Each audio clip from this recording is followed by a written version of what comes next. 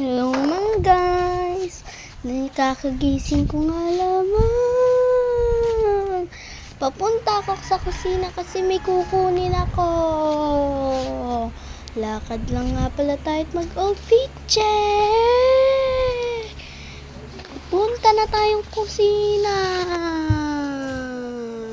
Kakain nga po pala ako ng saging. Bago muna yan, tour ko muna kayo sa ilog namin. Kaya yan na nga, kukuha na ako ng saging. Bago mo na yan tinignan ko muna kung meron pa. Meron pang isa. Nabilisan ko na nga ang video. Nagsayaw pa nga pala ako diyan na hawak ko ang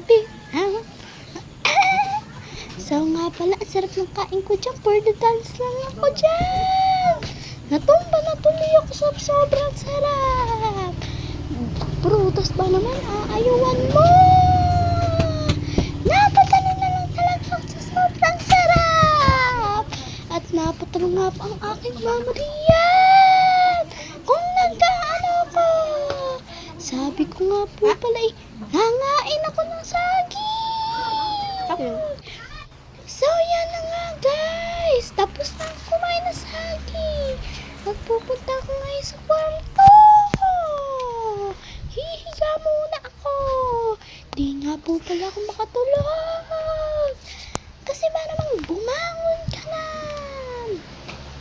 Lumabas na ako dito ng kwarto. At pumunta sa kusina. Nagpapogi muna nga ako diyan. At lumabas na. Magkagala muna kasi ako. Magsisilip muna ako kung nandiyan si Jaden. Wala naman pala dyan si Jaden. Kaya babalik na lang ako. Yan na nga't nagpapagi na naman ako. Pupunta ako kila Janjan.